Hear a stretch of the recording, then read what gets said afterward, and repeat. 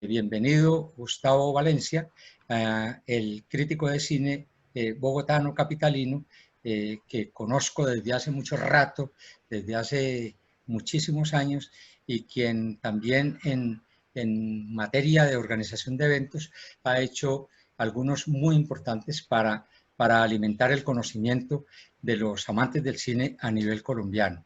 Su foro iberoamericano, internacional de cine en Bogotá, que hemos tenido la oportunidad de asistir en varias oportunidades. A Gustavo le debemos la posibilidad de haber conocido en persona a Román Gubert, que lo ha traído en 2 oportunidades a nuestro país y que nos ha servido mucho para alimentarnos nuestro amor por el cine. Gustavo también es un experto conocedor del cine alemán y es un hombre que ha luchado mucho por la didáctica del cine a los amantes del séptimo arte, no solamente en Bogotá, sino en todo el país. Y también, obviamente, ha sido jurado de algunos festivales de cine de los que se realizan en nuestro país. Su charla, la crítica de cine y el momento actual, es la que vamos a tener oportunidad de apreciar a partir de este momento. Bienvenido, amigo Gustavo Valencia. Sí, buenos días. Gracias, Germán, por esas palabras, por esa presentación y gracias por la invitación. Para mí sigue siendo este evento el principal evento que cada año nos reúne y donde uno puede encontrar, digamos, sus pares para poder intercambiar ideas sobre cine, poder discutir, poder establecer ese diálogo. Para mí sigue siendo un encuentro muy importante y desde que se pueda, y creo que represento la opinión de muchas personas, desde que podamos muchos poder ayudar y que este evento exista y se mantenga por otros mínimo 21 años más, es algo muy formidable y muy importante en este momento.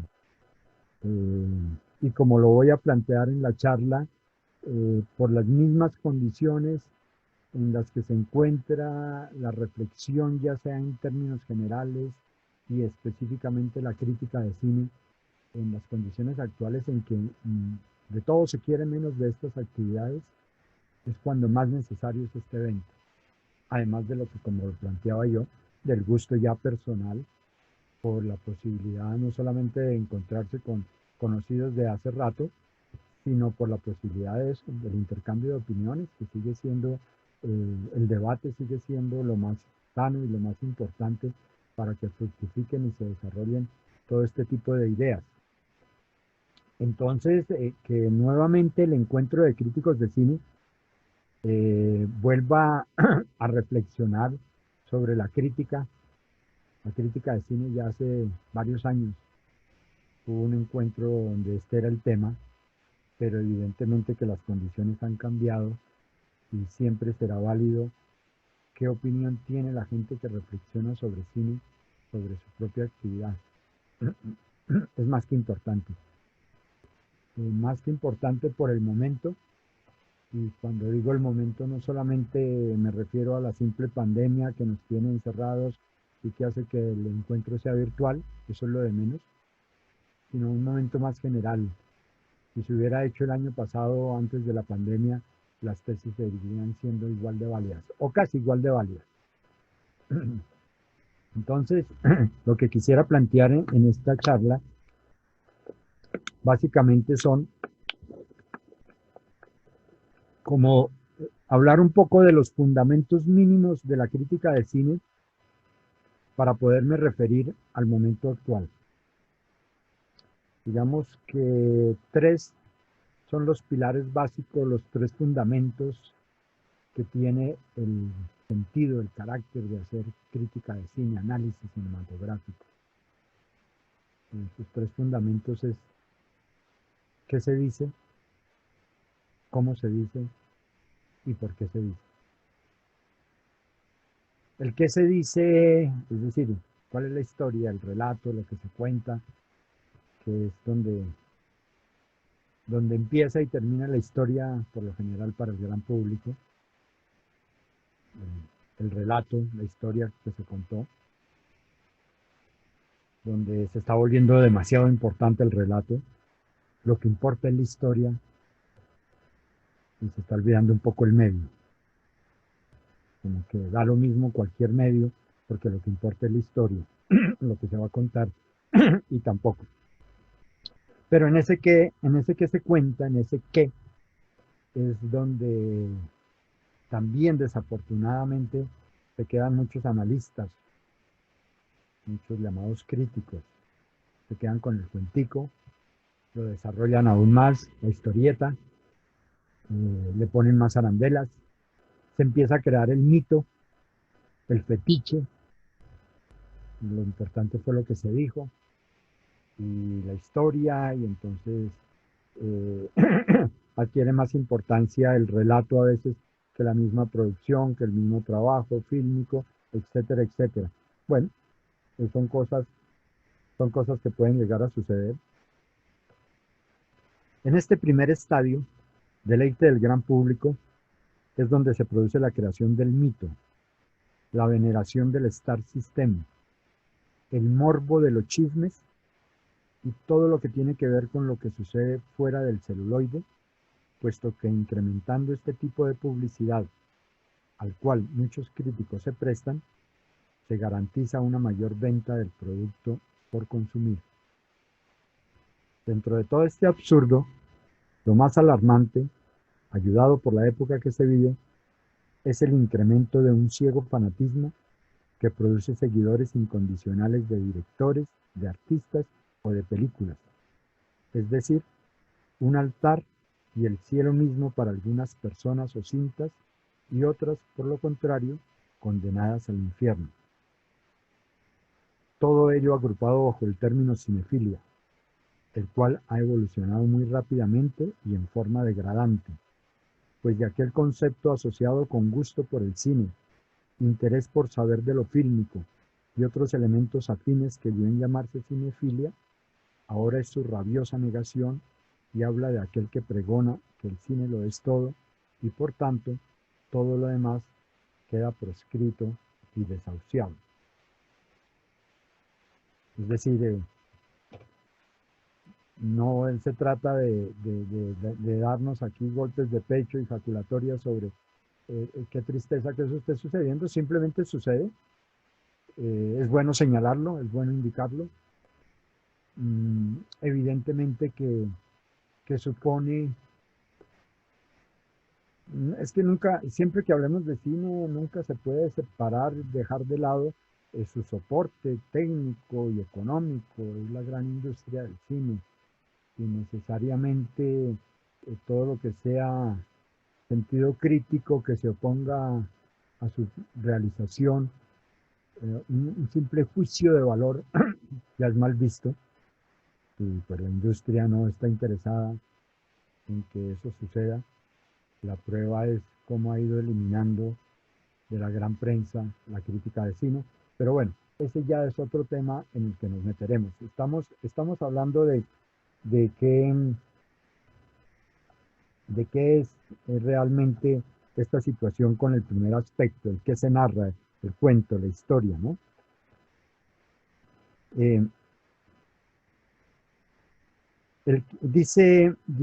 Hace 50 años, esto fue escrito en 1970 de Álvaro del Amo, un reconocido crítico de cine español, y dice, hace 50 años, lo escribió en 1970, el libro es de 1970, Cine y Crítica de Cine, de Tauros. Dice, el crítico debe juzgar el film con total independencia de su éxito o fracaso comercial. El crítico no es una avanzadilla, no es un representante del espectador medio. Su función, por tanto, será subrayar con energía la escasa calidad de una película, prescindiendo totalmente del favor del público. De este modo, el crítico se independiza de la estructura comercial. Deja de ser una pieza para convertirse en testigo, en observador, en verdadero crítico. El crítico, por tanto, aparece rescatado de su condición de esquirol, de payaso al servicio del sistema. Más que radical aquí Álvaro del Amo, pero son radicalidades que que de todas maneras vale la pena citar, porque ya un escrito de hace 50 años, ya había problemas con la crítica de cine.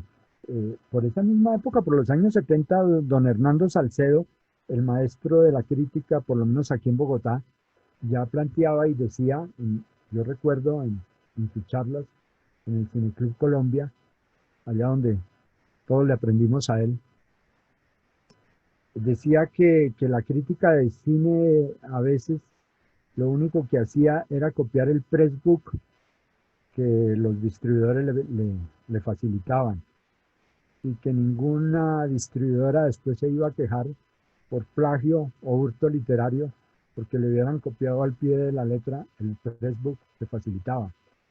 Dicho hace muchísimos años. Y uno sigue viendo que el pressbook para muchos es como el único elemento analítico y crítico que publican. Bueno, porque también hay que, la intención es una mirada crítica a la misma crítica también. Estamos en desbandada, nos están acorralando, pero eso no quiere decir que por eso también nos callemos ante ciertas actitudes o los que consideramos ciertas actitudes fallidas de algún sector de la crítica. Ese es el que se narra. Pasemos al cómo se narra.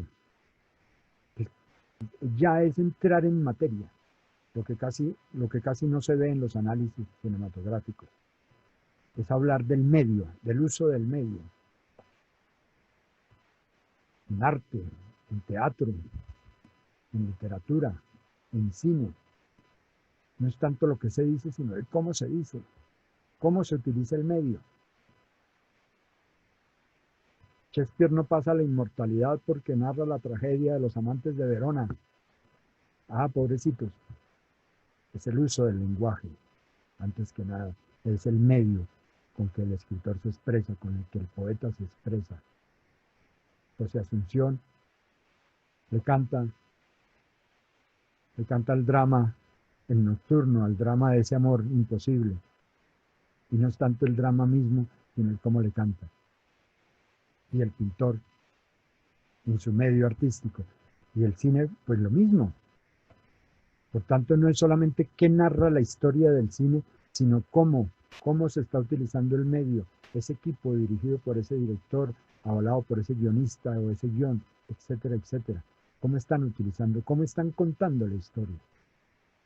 Y las principales obras maestras del arte universal, incluyendo el cine, no tanto radican en lo que se contó, sino en el cómo se contó. El cine es lo mismo. Las grandes obras maestras del cine son gracias al uso del medio fílmico, cinematográfico, de saber hablar con la imagen, de expresarse visualmente y de contar una historia, un drama, una épica o una comedia simple y sencillita, pero a través del medio. Ahí es donde ya me parece a mí que entra precisamente el crítico y la crítica y el análisis de cine. Ahí está superando el fetiche y la historieta y entrando en verdad en el análisis. Ahí aparece la estética fílmica. Ahí aparece la historia del cine. Ahí aparece la necesidad de que quien hace un análisis y un estudio del medio, conozca del medio. Yo sigo sin comprender, y seguramente que muchos de ustedes tampoco, cómo es posible hablar de un medio del que no se conoce mayor cosa. ¿Cómo es posible esa cantidad de personas, jovencitos, que no han visto mayor cosa del cine y ya no son críticos de cine? Hoy en día son influencers. La industria del cine, lo comento mucho con algunos amigos, algunos presentes en este encuentro, Jaime Ponce, Juan Guillermo Ramírez, que evidentemente las distribuidoras de cine ya no invitan al crítico de cine, les interesa bastante nada, porque necesitan los que tienen páginas de internet o otras páginas en la prensa, etcétera, etcétera, y se llaman influencers. Estos influenciadores simplemente hacen notas pressbook y lo que le interesa a la distribuidora es que pues su película sea promocionada, ya ni siquiera a través del crítico disfrazado de promotor, sino directamente de estos llamados influencers, y son mucho más invitados a estas cosas, a estos eventos, a estas funciones de prensa, que los que podamos hacer una reflexión. Sigo sin comprender ese fenómeno. ¿Cómo es posible hablar de cine sin conocer un mínimo de historia del cine, sin conocer un mínimo de estética fílmica, de teoría, de ciertas cinematografías, de sus evoluciones? Bueno, tener que aceptar con el tiempo que no todas las cosas en esta vida las podemos llegar a comprender. Una de esas es ese fenómeno que pareciera que estoy caricaturizando y ridiculizando un poco, pero que realmente es así, y eso ya pone un tono de gravedad al asunto, de las condiciones pues no son las mejores en ese sentido. Pero volviendo al cómo se cuenta, al cómo se dice, al cómo se narra, eh, aparece una parte que necesariamente tiene que ver con la crítica ya como tal y con la persona como tal, que es que necesariamente todo está sometido a la subjetividad del analista, del que lo estudia, del que recibe la impresión de la película y la va a comentar y va a escribir sobre ella. Con el tiempo se ha dado en llamar, en eso los europeos creo que han estado muy adelantados, creo que aceptando que todo es subjetividad, entonces que por lo menos quien ejerce esta función pueda hablar gracias a una subjetividad documentada, que se documente, que conozca la historia del cine, que no solamente que la vea en películas, sino que también le lea en manuales, aunque sean manuales de historiografía, porque de todas maneras pues es necesario que haya un cierto conocimiento. Un segundo aspecto corresponde al cómo se narra, al cómo se cuenta. Aquí en esta instancia aparece el estilo y forma de expresarse de la realización en cuestión. Por tanto, su apreciación ya supone otras referencias. Ya se incluyen elementos propios al análisis fílmico, ya incorpora un mínimo conocimiento de la extensa cobertura cinematográfica. Aparecen la estética fílmica, la historia del cine y la teoría del cine como los instrumentos conceptuales propios para el ejercicio de la crítica cinematográfica. Habiendo dejado el primer aspecto, donde campea la fabulación retórica, la absurda mitomanía, la emotividad desenfrenada y la promoción comercial, este nivel, que ya no concierne al grueso público, corresponde al especialista, al estudioso y al crítico que desea ampliar y desarrollar lo que ha dado en llamarse desde tiempo atrás la subjetividad documentada. El término como tal, pues que de todas maneras habría que desarrollar aún más, pero que este no es el campo, ni es el motivo. De todas maneras, el hincapié donde lo quiero hacer es en ese sentido, en el cómo se narra, cómo se están planteando los hechos. ¿Cuál es el medio ahí, el manejo del medio, el sentido y ya poético, si se quiere, del manejo de lo visual, porque estamos hablando de cine.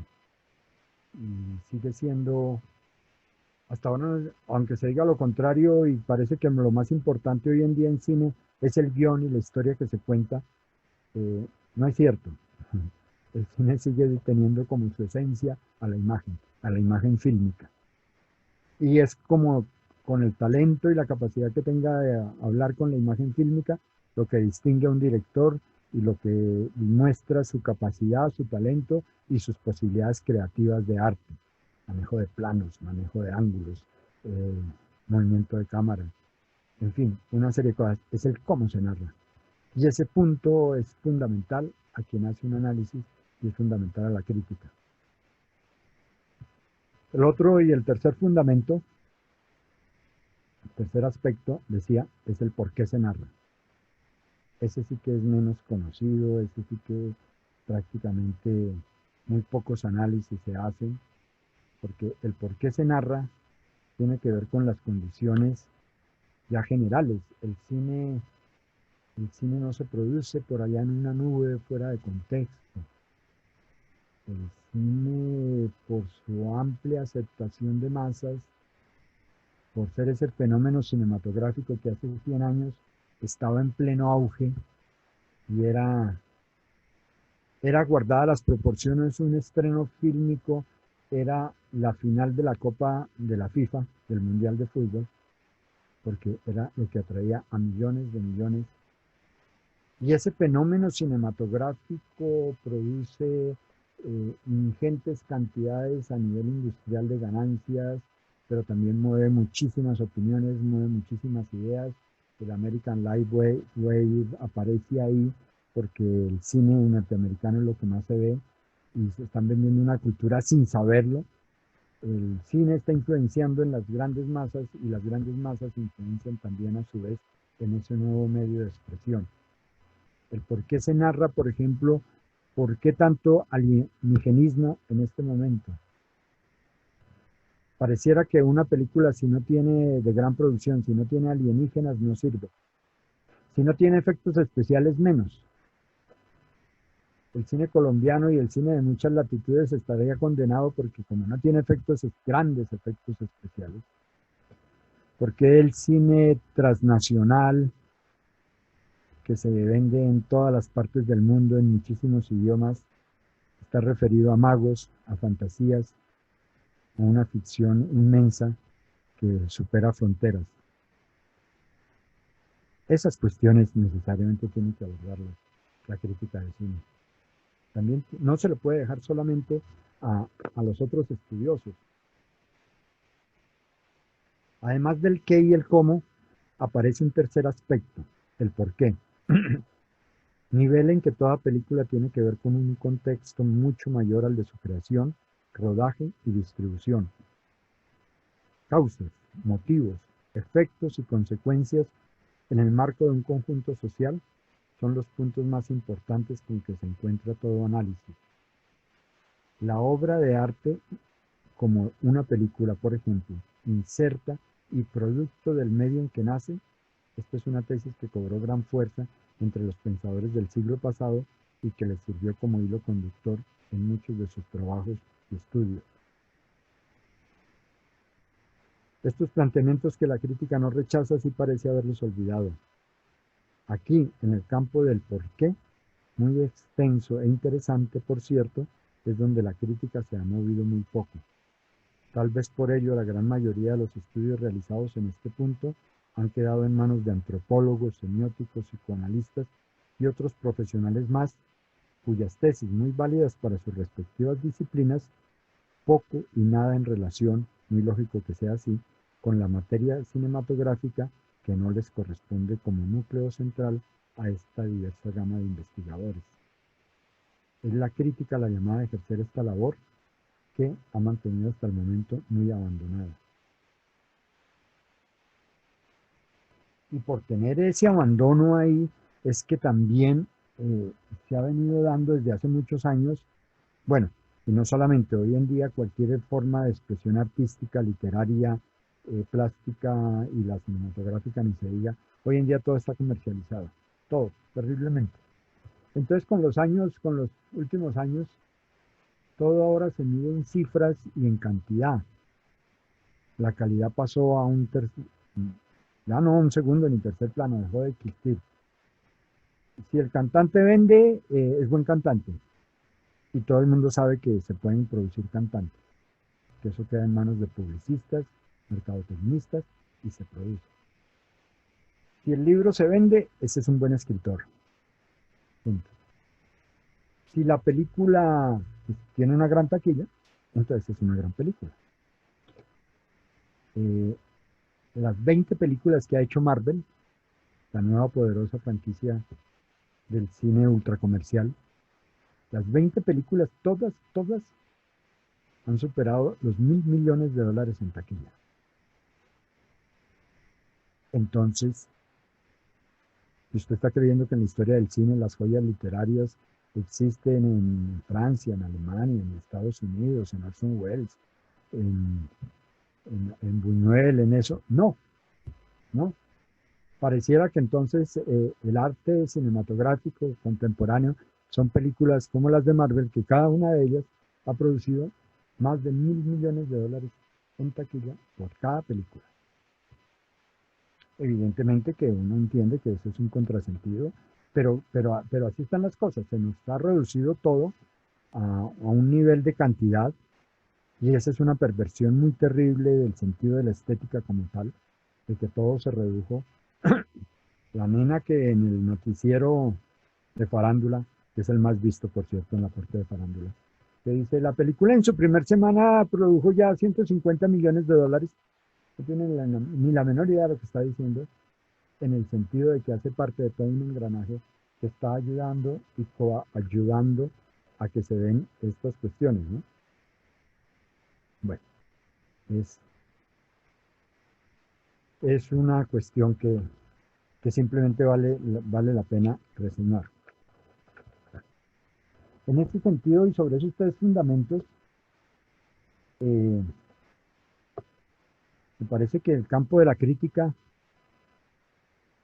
que sigue siendo, al igual que hace 50 o 70 años, el análisis, el campo de reflexión, eh, teniendo en cuenta los medios y la diversidad que está sucediendo, pero que desde ya, como lo decía Álvaro del Amo hace 50 años, la nota que le di, o lo que yo comentaba de nuestro querido maestro Hernando Salcedo, eh, tiene que necesariamente siempre tiene que estar en atento, atenta a la crítica, a deslindar campos. La crítica necesita deslindar campos con la información y promoción cinematográfica, puesto que su función básica es el análisis de una película, no el de seducir y convencer para que asistan a verla. Es decir, no está para atraer al público, puesto que otras son sus responsabilidades para con el público.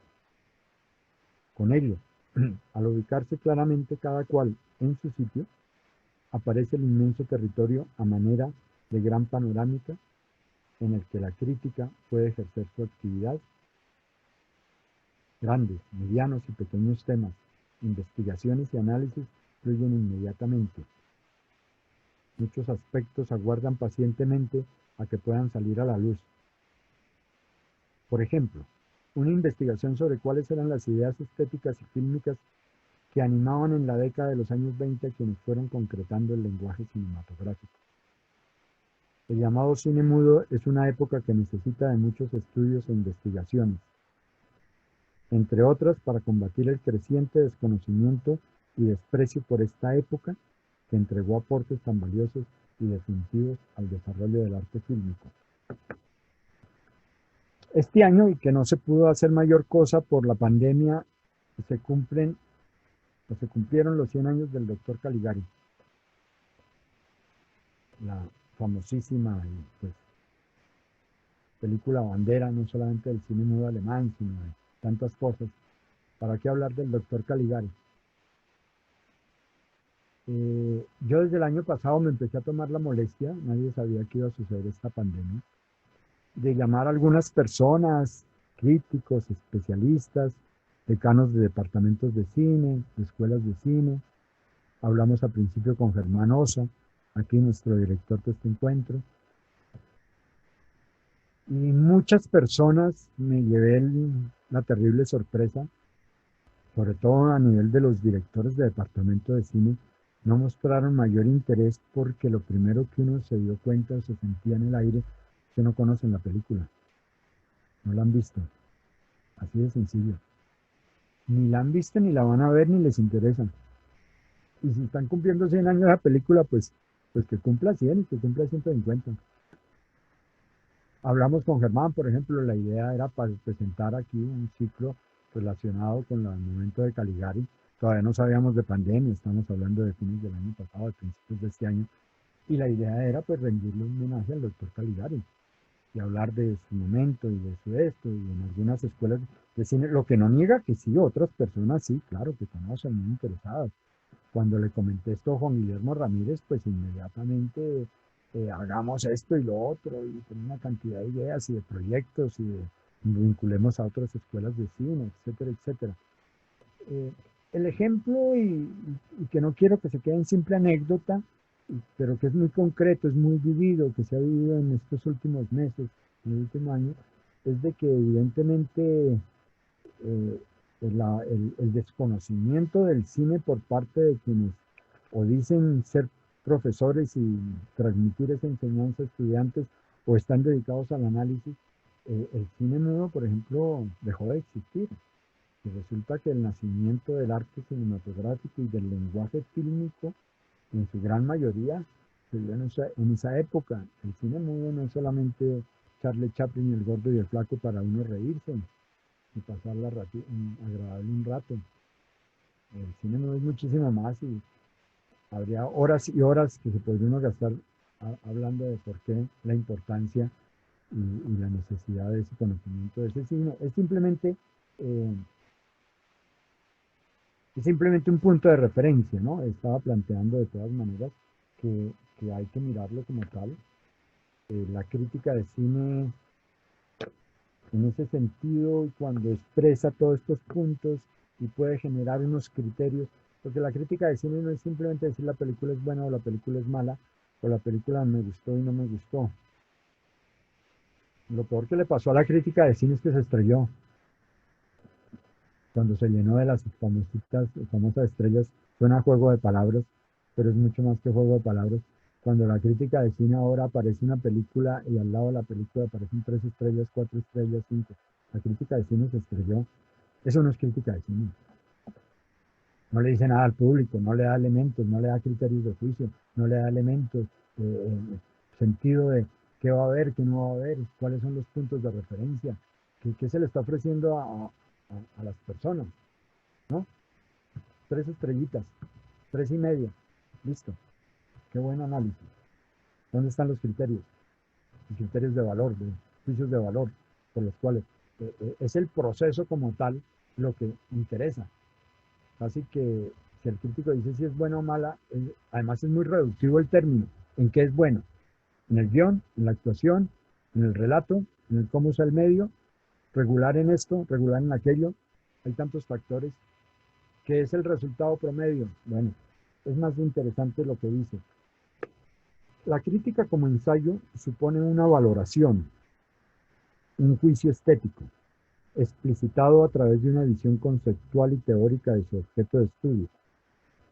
Pero lo que decide la importancia como tal de dicho ensayo, su valor intrínseco, no es tanto el juicio al que se ha llegado, sino el proceso mismo del análisis y del juzgar. No es el simple resultado, aquellas palabras finales a guisa de conclusión. Es todo el proceso. Es la mente en su ejercicio como tal, buscando referencias, acudiendo a momentos históricos, estableciendo parangones, valorando puntos de vista aparentemente imperceptibles, discutiendo en otras consideraciones y refutando ideas con las que no está de acuerdo.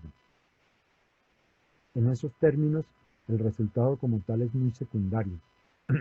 Su importancia a todas luces reside en el desenvolvimiento, exposición y desarrollo de conceptos, ideas y criterios que incluyen unas posibles conclusiones. Es en todo este recorrido, en todo este proceso, que adquiere su real importancia, su peso específico. Entonces, si nos referimos, si ese es realmente el sentido del análisis crítico, del estudio, de la reflexión, y yo lo diría que no solamente sobre cine, sino sobre cualquier expresión artística, quien se encargue de ello, que tenga en cuenta estos fundamentos, que tenga en cuenta la subjetividad documentada, y que el ensayo que produce antes que nada es un despliegue de ideas, de análisis, de raciocinio. Si lo vemos al momento actual, en que los críticos siguen siendo perseguidos, excluidos de la gran prensa, eso ya es un fenómeno de sobra mundial. Y que y hay por ahí seguramente que muchas de las ponencias que sucedan en este encuentro van a estar referidos necesariamente a eso, que la crítica se encuentra en este momento arrinconada y atomizada, que está reducida, y en ese mismo sentido eventos como estos que comentaba yo al principio es cuando cobran más importancia. Este evento, este encuentro de críticos de cine, contra viento y marea, en el momento en que la crítica se siente más arrinconada y está reducida por ahí a escribir como en internet, como en algunas cosas, aunque de todas maneras, bueno, suponer que la crítica de cine es solamente la que escribe en la gran prensa, pues es demasiado reductivo suponer que eso es crítica de cine. De todas maneras,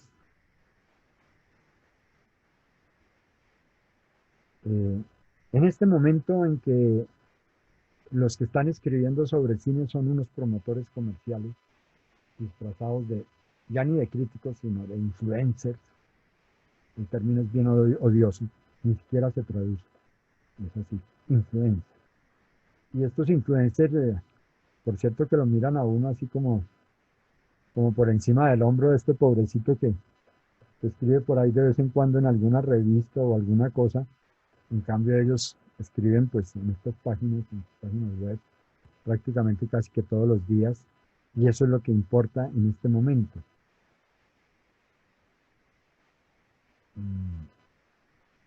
El análisis cinematográfico y la posibilidad de ejercer como uno de